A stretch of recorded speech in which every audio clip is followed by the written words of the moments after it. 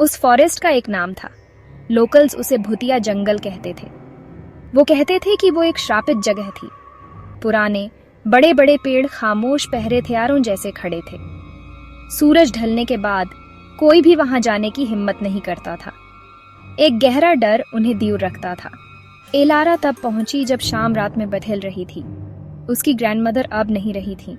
वो छोटा सा अकेला कॉटेज उसका इंतजार कर रहा था। एलारा के अंदर एक अजीब सी बेचैनी थी गई। इस जगह पर सिर्फ धुंधली यादियों से कहीं ज्यादा या कुछ था। उसकी ग्रैंडमदर के आखिरी शब्द उसके दिमाग में गूंज रहे थे। वो पेड़ों में इंतजार करता है, वो हमेशा इंतजार करता है।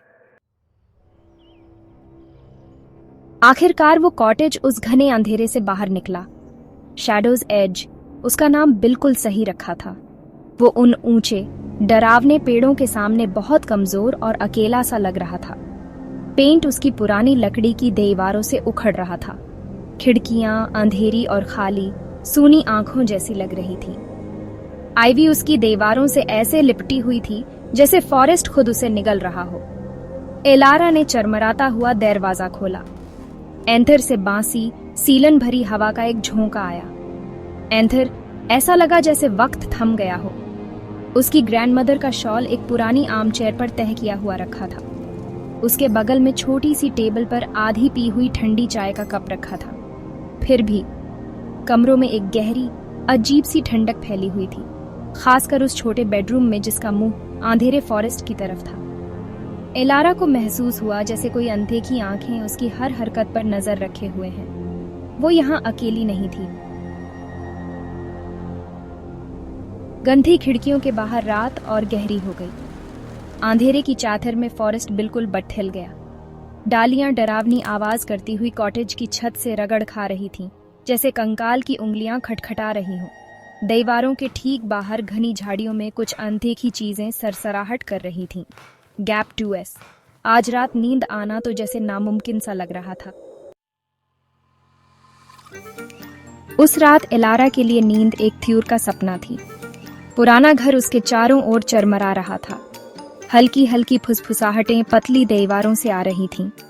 वो साफ नहीं थीं, पर थीं जरूर। क्या ये हवा थी जो उसके थके हुए दिमाग के साथ खेल रही थी?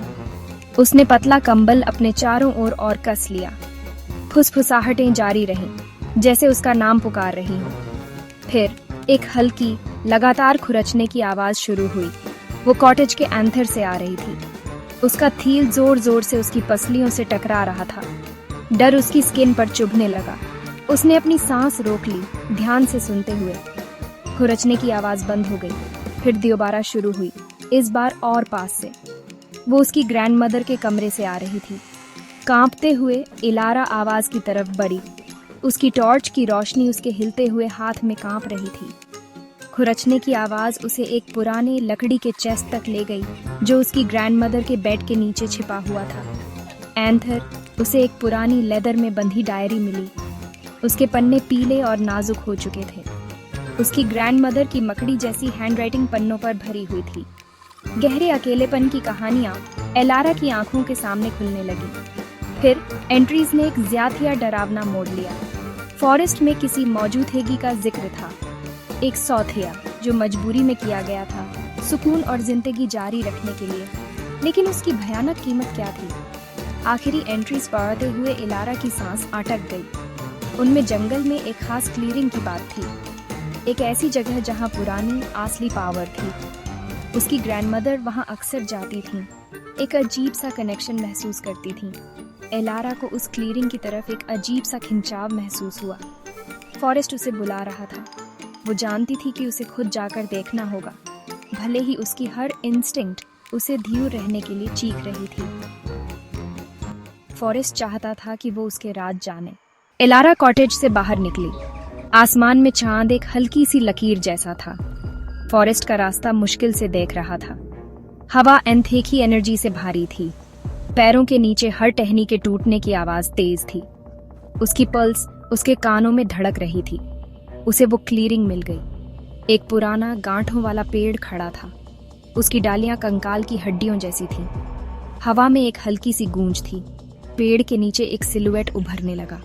वो लंबा, पतला और डरावना था। वो अजीब सी नजाकत से हिल रहा था। वो स्पिरिट ठोस हो गया। उसका रूप चांदनी में चमकता था। उसकी आंखों में दिऊक था। उसकी आवाज पत्तों की सरसराहट जैसी थी। उसने डायरी की बातें कंफर्म की। उसकी ग्रैंडमदर ने खुद को उससे बांध लिया था। वो सौथिया एक नया शरीर ढूंढ रहा था। वो एलारा को ढूंढ रहा था। उसने भागने की कोशिश की, पर पैर जमीन में गड़ गए थे। फॉरेस्ट उसके चारों ओर सिमट आया। स्पिरिट की आंखों में भूख थी। फुसफुसाहटें तेज हो गईं। एक खौफनाक सच्चाई एलारा को समझ आ गई। उसकी ग्रैंडमदर की आखिरी फुसफुसाहट, वो पेड़ों में इंतजार करता है। वो कोई वार्निंग नहीं थी, वो एक इंट्रोडक्शन था। स्पिरिट और पास आ गया। उसका स्पर्श बर्फ जैसा था। एलारा का होश धुंधला रहा है। एक नई शक्ति उसके अंतर भरने लगी। एलारा चांदनी में उस क्लीयरिंग में अकेली खड़ी थी, या कम से कम जो एलारा जैसी देख रही थी। उसका पोस्चर अलग था, ज्यादा सीधा, ज्यादा कॉन्फिडेंट। उसकी आंखों में एक पुरानी चमक थी।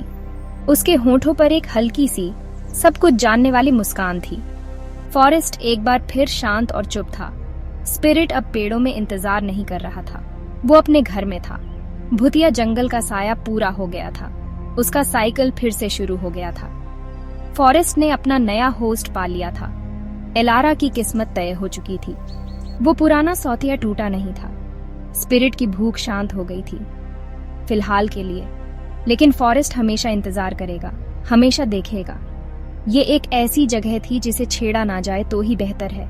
परछाइयों और राजों की थ्यूनियां। लोकल्स ये बात अच्छी तरह जानते थे। वो उस श्रापित जगह से थे और ही रहेंगे। भूतिया जंगल एक फुसफुसाती हुई कहानी बना रहेगा, एक खौफनाक तेस्तान। और एलारा, या जो भी वो बन चुकी थी, उसकी खामोश गार्डियन होगी।